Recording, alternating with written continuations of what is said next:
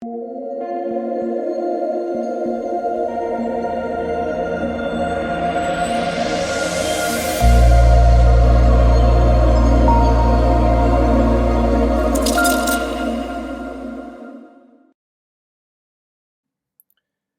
what is going on, guys? DK. Back at you with another video here to bring the Rocket Mortgage Classic 2021 tournament that starts on Thursday. If you guys are new to the channel, welcome. My name is DK. I make daily videos and live stream for NBA and NFL sites on Draftkings. Again, making videos for PGA daily fantasy sports, as we'll talk about with this video. And then I also make videos for NBA Top Shot. If you're unable to watch these YouTube videos, I upload an Apple Podcast. Link down below is called the DKDFS Show. If you could leave a 5-star rating and review, that would be greatly appreciated. If you are interested in signing up for premium content, I offer that on Patreon.com, an esports package. That includes Call of Duty and CSGO, as well as an NBA package. Now, if you sign up for the NBA package, you'll get this data sheet, the golfer data sheets for free, which I'm showing to you on the screen. Again, only showing part of it, but I have a lot of good stuff on here with all the golfers. And yeah, if you want access to this, again, this will be posted on Patreon if you sign up for the NBA package.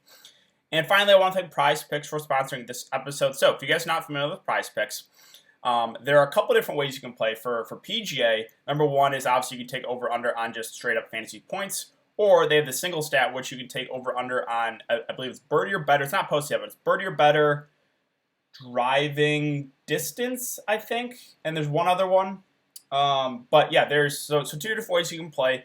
But I like it because it's a nice change of pace, and you're not playing against anyone, you're playing against the house. So if you guys want to try it out, you can sign up. You go DKDFS. DKDFS, all one word, link down below. You'll get a 100% match up to $100. So basically, you put $100 and you get a free $100 to play with. And finally, I just want to thank you guys again for your continued support on the NBA videos and live streams, as well as these PGA videos. I know a lot of you guys are liking these and the NBA Top Shot videos as well. So if you guys do enjoy this content, if you could, leave a like button on the video, subscribe if you haven't already, and hit the notification bell so you don't upload videos and you don't go live. Let's try to aim for 50 likes in this video, guys. Every single like helps you out a ton, allows me to get more viewers on these videos. All right, so with that out of the way, let's jump into it. I guess quick recap from last week. Would have been a really solid week for me, but I had two guys get cut on the line. -1. Two guys, Tringale, Grillo, both 1 under. The cut line is 2 under, so that killed me. If those two guys make the cut, it's probably a nice week for myself. But that's the way golf goes sometimes. Again, it's a fun cut sweat, and unfortunately, I got the short on the stick with two guys again missing literally on the line. But that's the way it goes sometimes. All right, so let's talk about this one. Again, we'll start off with the top guys here, 10K plus. So this is definitely a weaker field. Zalatoris, Matsuyama, Webb Simpson, Patrick Reed, and Bryson are the guys 10K plus. And I think Bryson is going to be really popular here, but I think it's for good reason, right? If you just look at him compared to the rest of the field, he just really stands out. Even with the 10K guys, right? Bryson is just, far and away the best golfer in this field. He won it last year too. Now, obviously, it doesn't mean he's going to win it again, but he has. And you look at his Vegas odds, right? He's 7.5 to 1 odds to win. Next highest is 14 to 1. So I think this is going to be a week where people are going to jam in Bryson. I think if you're playing cash games, you do that. Even if building an optimal lineup, Bryson looks great. I think a popular build will be kind of Bryson, and then a lot of the low 8K or 7K range guys. But what that's going to do, though, it's going to make, a lot of these other, 10K guys, even the 9K guys, pretty low owned. So you can make the argument to fade, or you can go like very stars and scrubs, get Bryson and get jam in one more top guy to kind of make your lineup different. But yeah, for me, I think Bryson is the guy that if I'm going to spend it all the way up, it's going to be him. Again, he won it last year.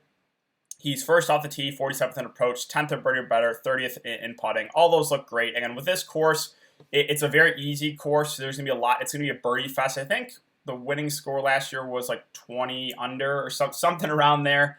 So you got to be able to make birdies. Bryson's obviously a guy that can do that.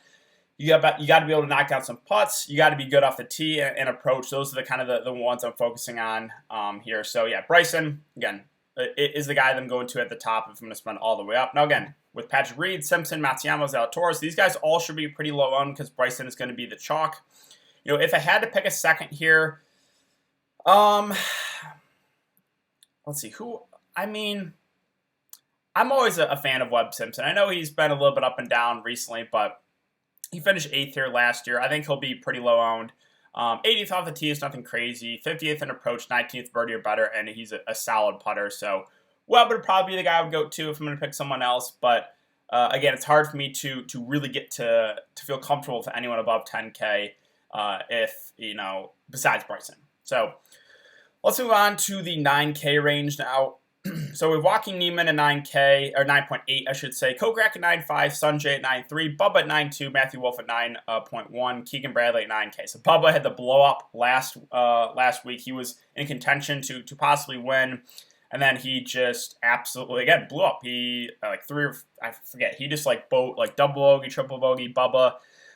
He had a really good chance to win that. Now, with the Rocket Mortgage Classic, he's actually got cut the first couple of years. Again, this course has only been going on. This tournament's only been going on for 2 years. But I think Bubba is more of a contrarian option for me. Again, I know he was in contention last week, but I mean, let's look at the Vegas odds too. So look at these guys in the 9K range. Niemann's at 28-1, Kokrak's at 28-1, Sanjay is 33-1, Bubba's 50-1. So all right, just looking at Vegas odds straight up, he doesn't look good in this range. So Bubba, again, more of a contrarian option, even though he was in contention last week. Niemann and Kokrak, I think, look pretty solid here. Again, though, it's going to be a little bit difficult to get to either of these guys with Bryson in the field. Kokrak thinks going to be popular. Again, he's second in putting. He's great in birdie or better, 16th. 22nd off the tee.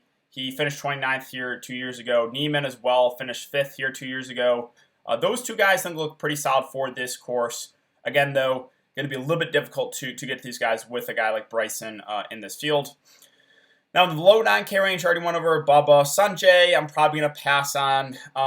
Matthew Wolf, Keegan Bradley. I don't have a super strong take in either. Keegan, numbers look pretty decent for him. Besides the putter, obviously, that's kind of where his game struggles. But, all right, let's move on to the 8K range. A lot of guys to talk about here. We have Jason Day at 8.9, Hoffman at 8.8, Ricky at 8.7, Gary Woodland at 8.6, Kisner at 8.5. Kisner had a big Sunday last week. Matthew Homa at 8.4, Higo at 8.3, Grillo at 8.2, Tringale at 8.1. Those are two guys that let me down last week, but I think they look pretty solid here. Phil Mickelson at 8K and Siwoo Kim also at 8K. So Charlie Hoffman, once again, I think is a guy that kind of stands out here. He had a bad round one, just like Answer, and they were both making me sweat, but they both picked it up definitely in the next 3 rounds.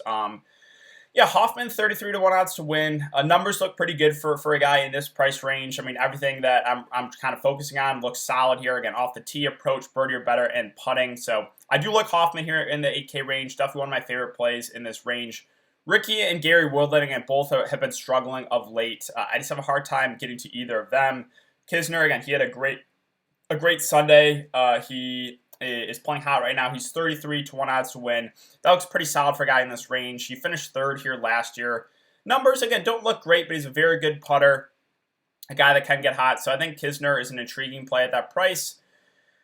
Scrolling down to the lower 4K range. So there's a few guys I like here. I think Max Homa, Emmanuel Grillo, Tringale are all guys I like in this range. Again, Tringale, Grillo let me down last week by getting cut literally on the line. But I think both look pretty good for this course. Got numbers for Grillo, 32nd off the tee, 7th in approach, 31st in birdie or better.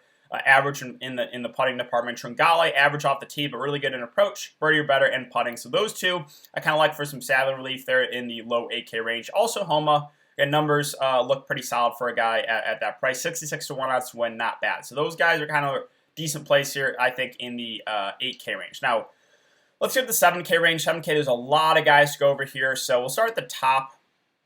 And one guy I think is going to be decently popular here. I think it's for good reason, though, is Doc Redman. So finished 21st here last year, 2nd the year before.